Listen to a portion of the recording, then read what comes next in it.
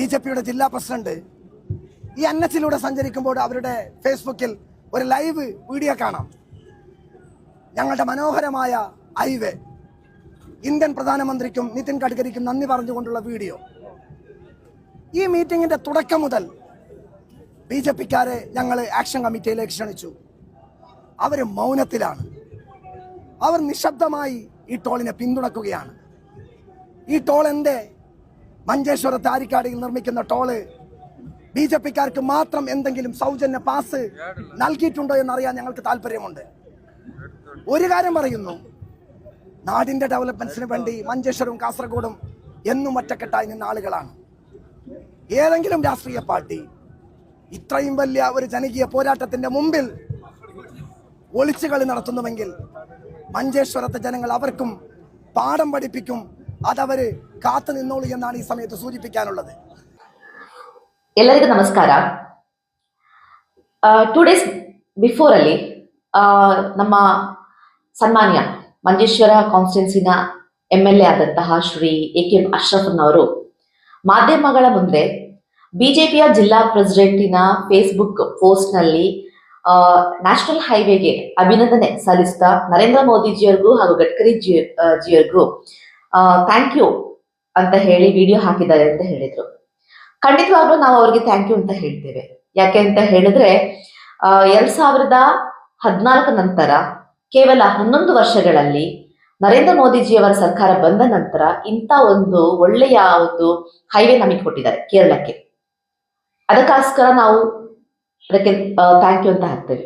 ಅದಲ್ಲದೆ ಯಾರೋ ಮಾಡಿದ ರೋಡ್ ನಲ್ಲಿ ಬಂದು ರೋಡ್ ಶೋ ಮಾಡಿಕೊಂಡು ನಾವು ಮಾಡಿದ ರೋಡ್ ಅಂತ ಹೇಳಿ ಸೆಲ್ಫಿ ತೆಗೆದು ಪೋಸ್ಟ್ ಮಾಡಲಿಲ್ಲ. AKM ಅಶ್ರಫ್ ಅವರೇ, ನಿಮಗೆ ಗೊತ್ತಿರಬಹುದು, ನಮ್ಮ ಅಸೆಂಬ್ಲಿನಲ್ಲಿ 2011ರಿಂದ ಕಂಟಿನ್ಯೂಷನ್ ಆಗಿ UDF MLAಗಳು ಇರುವುದು. 2011ರಿಂದ 2019 ತನಕ ಅಬ್ದುಲ್ ರಜಾಕ್ನವರು, 2019 ಇಂದ 2021 ತನಕ MC ಕಮರುದ್ದೀನ್ ರವರು, 2021 ಇಂದ 25 ತನಕ ನೀವು. ಸೊ ಇಷ್ಟು ವರ್ಷಗಳ ಕಂಟಿನ್ಯೂಷನ್ ಆದಂತಹ UDF MLA ಇದ್ದು ನಮ್ಮ ಮಂಜೇಶ್ವರ ಕಾನ್ಸ್ಟಿಟ್ಯೂನ್ಸಿ ಅಲ್ಲಿ ಏನು ಡೆವಲಪ್ಮೆಂಟ್ ತಂದಿದ್ದೀರಿ? ಎಲ್ಲಿ ಆದ್ರೂ ಜನಸಮೂಹ ಇದ್ರೆ ತಾವು ಮುಂದೆ ಹೋಗಿ ನಿಂತುಕೊಂಡು ಫೋರ್ಸ್ ಕೊಡುವಂಥದ್ದು.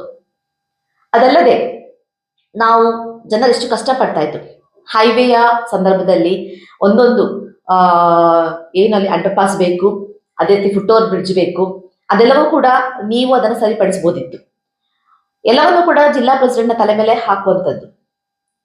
ಮತ್ತೊಂದು ವಿಷಯ ಅಂತ ಹೇಳಿದ್ರೆ, ರೈಲ್ವೆಗೆ ಬೇಕಾದಂತಹ ಫೆಸಿಲಿಟೀಸ್ಗಳ ಆಗಿರ್ಬೋದು, ಯಾವುದೇ ರೀತಿಯಂತ ವಿಷಯಗಳಾಗಿರ್ಬೋದು, ಬಿಜೆಪಿ ಜಿಲ್ಲಾ ಪ್ರೆಸಿಡೆಂಟ್ ನೆಲೆಯಾಗಿ ನಾವು ಅದಕ್ಕೆ ಬೇಕಾದಂತಹ ಲೆಟರ್ಗಳು ಕೊಟ್ಟಾಗ ಫಸ್ಟ್ ಇನ್ಫಾರ್ಮೇಶನ್ ಬರುವಂತದ್ದು ಬಿಜೆಪಿ ಜಿಲ್ಲಾ ಪ್ರೆಸಿಡೆಂಟ್ ಅಲ್ಲ, ಅಲ್ಲಿ ಗೆದ್ದು ಬಂದಂತಹ MLAಗೆ.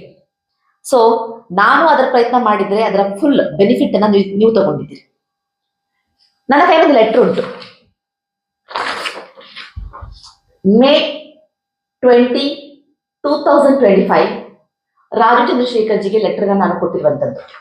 ಈ ಲೆಟರ್ ನಲ್ಲಿ request for urgent intervention to stop installation of toll gate of Arikady Kumbla ಕಾಣ್ತಾ ಇದೆ ಅಂತ ಅನ್ಕೊಳ್ತೀನಿ. ಈ ಲೆಟರ್ May 20ನೇ ತಾರೀಕು ನಾನು ನನ್ನ ಸ್ಟೇಟ್ ಪ್ರೆಸಿಡೆಂಟ್ಗೆ ಕೊಟ್ಟಿರುವಂತದ್ದು. ಅದೇ ರೀತಿ ಸ್ಟೇಟ್ ಪ್ರೆಸಿಡೆಂಟ್ ಇದನ್ನ ಸಂಬಂಧಪಟ್ಟ ಅಧಿಕಾರಿಗಳು ಕೂಡ ಕೊಟ್ಟಿರುವಂತದ್ದು. ಸೊ ಬಿಜೆಪಿ ಜಿಲ್ಲಾ ಪ್ರೆಸಿಡೆಂಟ್ ಆಗಿರ್ಬೋದು ಅಥವಾ ಬಿಜೆಪಿ ಆಗಿರ್ಬೋದು, ಯಾವುದೇ ರೀತಿಯಂತ ಮೌನ ಇಲ್ಲ.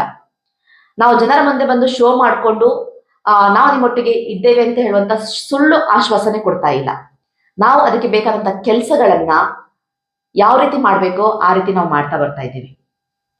ಇನ್ನೊಂದು ವಿಷಯ, ನನ್ನ ಮುಂದೆ ಕೆಲವು ಲೆಕ್ಕಗಳಿದೆ. ಈಗಾಗಲೇ ಹೇಳಿದಾಗೆ ಅಸೆಂಬ್ಲಿನ ಲೆಕ್ಕ ನಾನು ಆಲ್ರೆಡಿ ಹೇಳಿದೆ. 1987 ಇಂದ 2001 ತನಕ ಚಿರ್ಕಲ ಅಬ್ದುಲ್ಲಾ ಅವರಿದ್ರು, ಅದೊಂದು ಬಿಟ್ಟೋಯ್ತು ನನಗೆ. ಸ್ಟೇಟ್ ನಲ್ಲಿ ನಮ್ಮ ಕೇರಳದ ಸ್ಟೇಟ್ ನಲ್ಲಿ 1982 ಇಂದ 1987 ತನಕ UDF ಗವರ್ಮೆಂಟ್, 1991 ಇಂದ 1996 ತನಕ UDF ಗವರ್ಮೆಂಟ್, 2001 ಇಂದ 2006 ತನಕ UDF ಗವರ್ಮೆಂಟ್, 2011 ಇಂದ 2016 ತನಕ UDF ಗವರ್ಮೆಂಟ್.